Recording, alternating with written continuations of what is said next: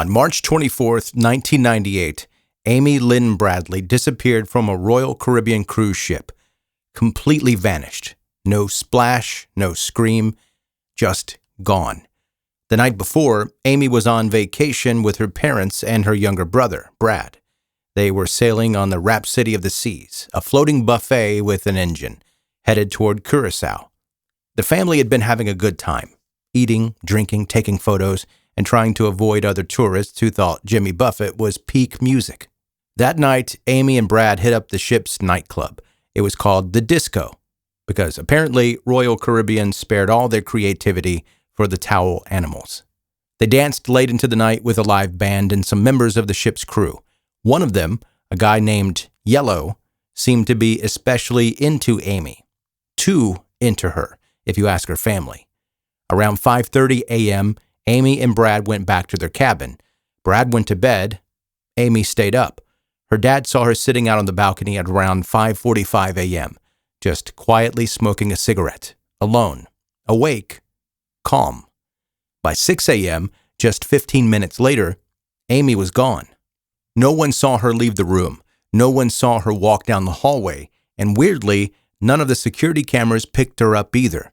Not that they were exactly high def in 1998, but still, you'd think someone would notice a woman disappearing off a locked-down cruise ship. Her shoes were still in the cabin, her ID, her cigarettes, even her makeup bag, all there. The kind of stuff people usually bring with them if they're, going somewhere. The family immediately panicked and ran to alert the crew. And that's when things got unhelpful. The cruise staff told them to wait, told them not to worry. And most importantly, they refused to make an announcement over the ship's PA system.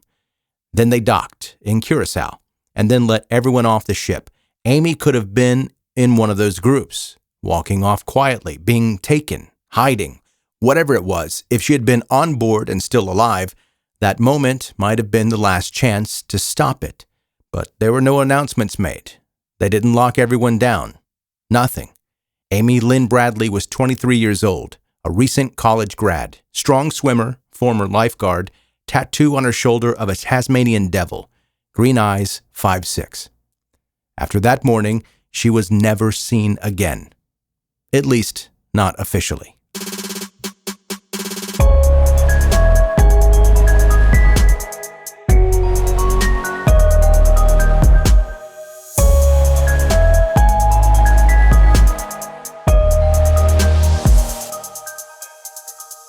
So here's what Royal Caribbean landed on. Amy probably just fell overboard. Pretty simple, cut and dry. Except, no. Amy wasn't drunk. She wasn't reckless. She wasn't dangling over the side trying to take a selfie. This was 1998. People still printed photos and had dial-up. And more importantly, Amy was a trained lifeguard. She'd been swimming competitively since she was a child. If anyone wasn't going to accidentally tumble into the Caribbean and disappear without a trace, it was probably her. Also, that balcony railing was over 3 feet high. You'd have to actually climb over it, not trip, not lean too far, full on, I've made some decisions energy. And here's the thing no one wants to admit. If she had gone into the water, someone would have heard something. The cabins weren't soundproof, and people were already awake.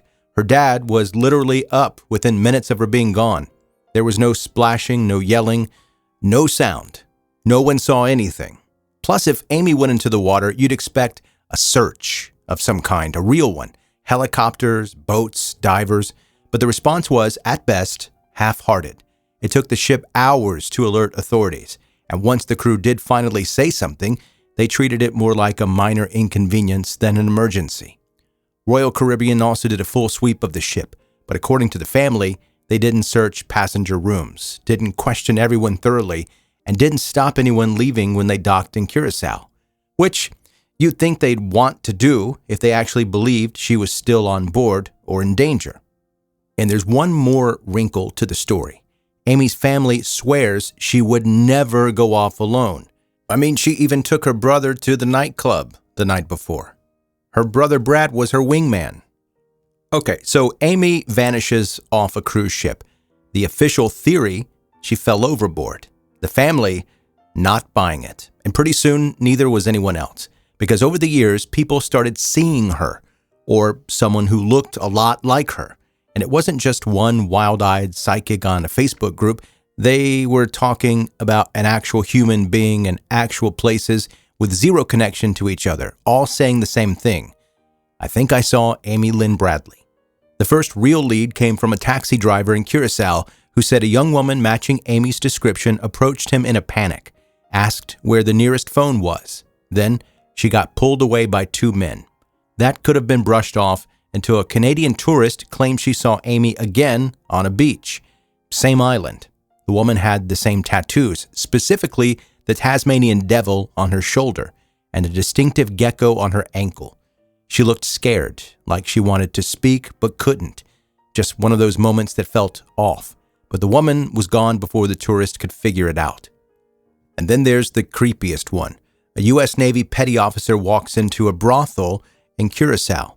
He's led to a private room, and the woman inside says, barely above a whisper, "My name is Amy Lynn Bradley. Please help me." He freezes. She's rushed out of the room, and by the time he reports it to his superior officers, the brothel is already shut down, completely gone. Years later, in 2005, the Bradley family got an anonymous email with an attached photo. It showed a woman lying on a bed. Makeup, lingerie, vacant stare.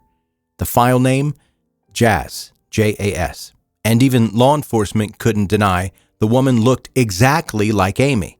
Same build, the same facial structure, same haunting eyes. You look at it once and it sticks with you, like she was trapped in some living nightmare and no one could wake her from it. But here's the problem with the sightings. They're always just out of reach. No confirmation, no clear trail, no closure.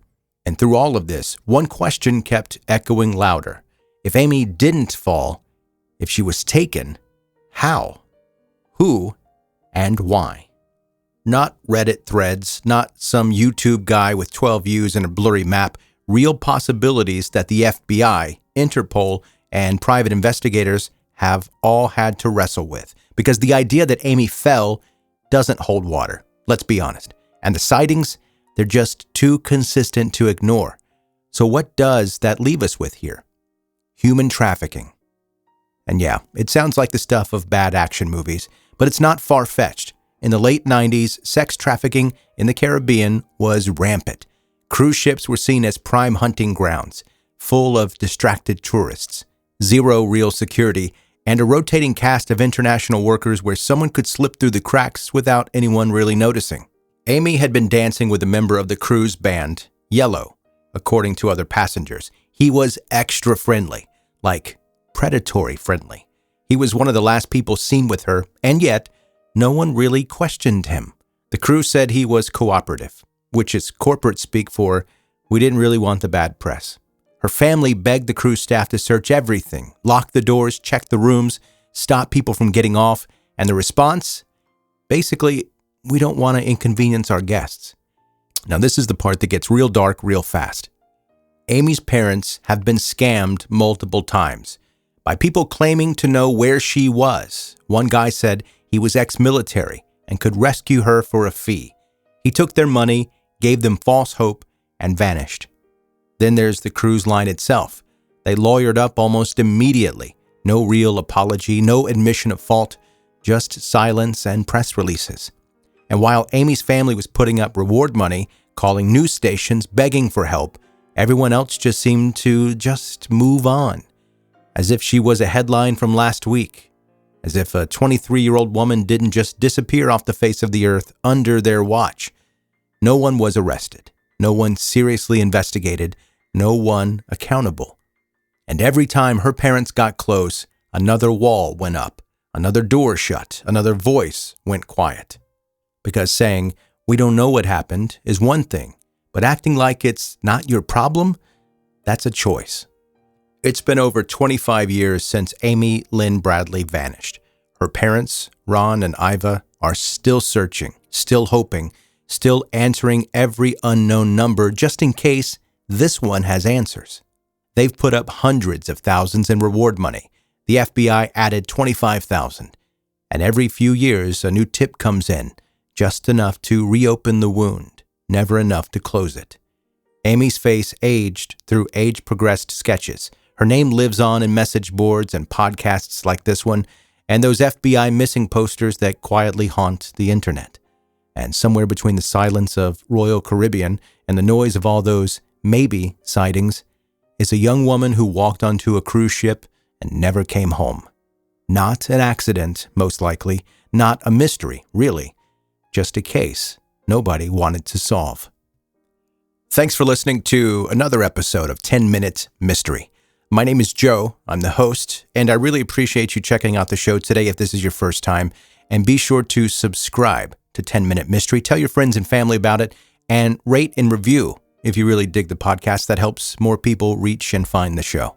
If you like the brief and bingeable aspect of this podcast, check out my other one. It's called 10 Minute Murder. Same vibe, but just with murders. If you want to get in touch with me, you can go to 10minutemurder.com and reach out to me there. Again, thank you so much for listening to 10 Minute Mystery.